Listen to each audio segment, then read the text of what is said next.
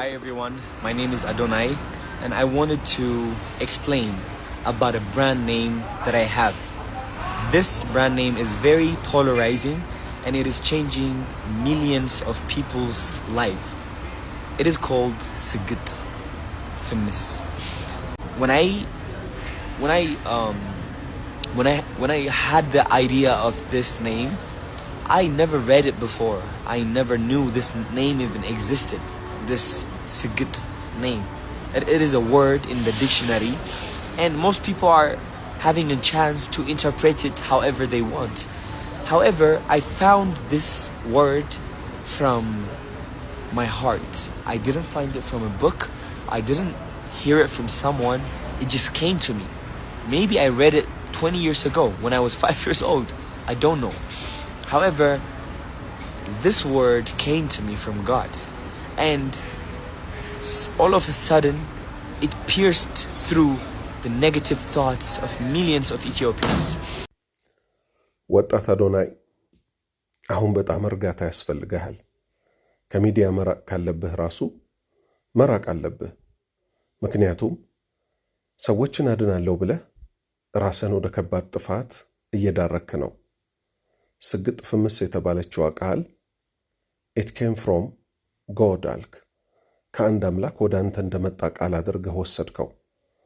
ራስህም ደግሞ ተጠራጥረህ ምን አልክ? Maybe I read it 20 years ago when I was 5 years old. የ5 ዓመት ልጅ እያለሁ የዛሬ 20 ዓመት በፊት አንብቤውም ሊሆን ይችላል አልክ። የዛሬ 20 ዓመት በፊት በ5 ዓመት ሕፃን ልጅነትህ እንዲህ አይነት ትልልቅ ነገሮችን ስለ ማህበረሰብ ስለመሳሰለው ለማንበብ ብቃቱም አልነበረህም። ኬጂ ተማሪ ነው በዛ ሰዓት ልትሆን የምትችለው። ግን አስበው እስቲ ከአንድ አምላክ የመጣ ቃል ነው አልክ ማለት ልክ ሰዎች በዚህ ባለንበት ዘመን የዛሬውን የአርሰናልና የማንቸስተር ጨዋታ አርሰናል 3-0 ያሸንፋል ብለው አርሰናል 5-0 ሲሸነፍ ስንት ሰዎች ለሃይማኖት ንቀት እንዲኖራቸው የቀልድና የጨዋታ ነገር እንዲሆን ነው የሆነው። በምን የተነሳ? አምላክ ነግሮኛል አርሰናል ያሸንፋል ዛሬ እያሉ የሚጫወቱ ሰዎች ስላሉ ማለት ነው። አንተም እቺ ስግጥ ፍምስ የምትባለው ቃል it came from God ከአምላክ ነው የመጣው አልክ። ስለዚህ አሁን ቀይ መስመሩን ረግጠሃል ማለት ነው። ቆም ብለህ አስብ። ምን እያልከ እንደሆነ ታውቃለህ? አዋርዱን ስትበላ የታላቋን የተከበረችዋን የድንግል ማርያምን ስም ጠርተህ ነበረ። ማርያም እንላታለን እኛ ሙስሊሞች። ማርያም ማለት ድንግል ናት። እንደሚታወቀው መልአኩ ገብርኤል ዒሳን ወይንም ኢየሱስን በልጅነት በኩል ሊሰጣት ሲመጣ ምንድነው ያለችው? አምላክህን የምትፈራ ከሆነ እንዳትቀርበኝ ነው ያለችው። አሁን አንተ እንደምትለው ስግጥ ፍምስ የምትለው ቃል ከፈጣሪ ከሆነ የመጣችልህ አጠገብህ ያለችው ወጣት ሴት ያው የትዳር ጓደኛ አትመስለኝም።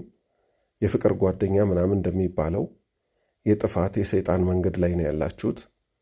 ከሷ ጋር የምትተቃቀፈው በኦርቶዶክስ ሃይማኖትም ቢሆን ዘፈን ሐራም ነው፣ እርም ነው። ዘፈን የምትዘፍነውም ከአምላክ መጥቶልህ ነው። ስለዚህ ፕሊስ አዶናይ የስንት ወጣቶችን ሕይወት አድናለሁ ብለህ አንተ ራሱ ከሚጠፉት እየሆንክ ነውና ቆም ብለህ አስብ። and you're just 25 ገና የ25 ዓመት ወጣት ነህ። እዚህ ምድር ላይ አንድ ቀን በመቆየት ብዙ የሚታወቁ ነገሮች አሉና ሁሉን ነገር ያወክ መስሎ ስለተሰማ ተማር። ንግግር ከመናገርህ በፊት እቺ እያንዳንዷ ንግግር አንድ አምላክ ፊት ስትመዘን ምን ትመስላለች? እንደ አገሬ ህዝብ ደግሞ በአገሬ ህዝብ ላይስ ምን ታመጣለች? ህዝቡን ደግሞ ንቆ መነሳትም ጥሩ አይደለም። የኛ ሀገር ህዝብ ማለት ሼም ይወዳል፣ በጣም ሀፍረተኛ ነው። የሚያፍረው እኮ ለምን እንደሆነ ታውቃለህ? የማያውቀው ነገር ውስጥ መግባት ስለማይፈልግ ነው። ህዝቡ በጣም ስነ ስርዓት አለው። ሁለተኛ አሁን ሶሻል ሚዲያ ገንዘብ ስለሚከፍል ሶሻል ሚዲያ ላይ ደግሞ አብዛኛው ገንዘብ የሚያገኝ ሰው ኦፕሬሽን ሰርቶ ማትስ አስተምሮ ፊዚክስ አስተምሮ አይደለም። ደንሶ ጨፍሮ የሰው እናት ተሳድቦ የሰው ዘር ተሳድቦ በቪው ልክ ይከፈለዋል። ይሄ ማለት የሰክሰስ መለኪያ ነው? በፍጹም አይደለም። ስለዚህ አዶናይ እኔ የምመክርህ you are selling your soul to those whom you want to entertain ልታስደስታቸው በምትፈልጋቸው ሰዎች የመጣልህን ሁሉ ከአፍህ ላይ ምን ታደርጋለህ? ታወጣዋለህ። ሰዎች ላይክ ቪው ባደረጉ ቁጥር በአንተ ይደሰታሉ። ነገር ግን አንተ እንዲህ አይነት ቃላቶችህ ደግሞ ገደል ይከቱሃል። ስለዚህ ቆም ብለህ አስብ፣ ንስሐ ግባ። አሁን ለተናገርካት ቃል አንተና ፈጣሪ ምንም ግንኙነት የላችሁም። ምን ለማለት ፈልጌ ነው? አንድ አምላክ ለነቢያቱ በመላእክት አማካኝነት በልባቸው ላይ ለሕዝብ እንዲያደርሱ መልእክት ይልካል እንጂ ስግጥ ፍምስ ምትል ቃል ሰማይና ምድርን ከፈጠረ አምላክ አልመጣምና እባክህ ታረም። ከሚዲያ ደግሞ ረገብ እያልክ ዕውቀቶች ተማር። የተለያዩ ዕውቀቶች አሉ ከዕድሜህ ጋር የሚሄዱ። ከዛም ደግሞ ለሀገራችን የተሻለ ነገር ኮንትሪቢዩት ለማድረግ እንሞክር። አያችሁ አይደል ወጣቶች፣ እንደዚህ በእርጋታ ሲታይ ነገሮች ወደ ጥፋት ነው የሚሄዱት። ሲጀምር አገሪቱ ላይ እንደዚህ አሁን አዋርድ ምናምን ተብሎ እኔ ኢትዮጵያን ማዋረድ ሆኖ ነው ያየሁት። ወንድ ልጅ ሆኖ የሴት ቦርሳ ይዞ ውጥርጥር ብሎ ጥቁር በጥቁር ሹሩባ ተሰርቶ ግብረ ሰዶማውያንን መስሎ የወጣ ሰው ሁሉ አለ። ምን ወዴት ነው መሄድ የምንፈልገው? እኛ የራሳችን ባህል ሀፍረት የሚባል ነገር የለንም። ስለዚህ እባካችሁ ተመከሩ። ቢያንስ በዕድሜም በእውቀትም ይበልጧችሁ ሰዎች እንዳሉ አውቃችሁ ለመማር ተዘጋጁ። ወጣት አዶናይ ትንሽ ረጋ በልና ራስን የምታዳምጥበት ጊዜ ስጥ። የኢትዮጵያ ሕዝቦች ሆይ ወጣቶቹን ከመከተል ይልቅ ተምረን እርስ በእርስ እንተራረም።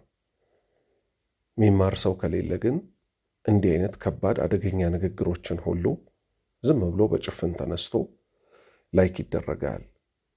አላሁ ስብሓነሁ ወተዓላ አገራችንን በእውቀት ምትመራ እሱን ምታቅ እሱን ምትፈራ ያደርግልን። ጨርሻለሁ።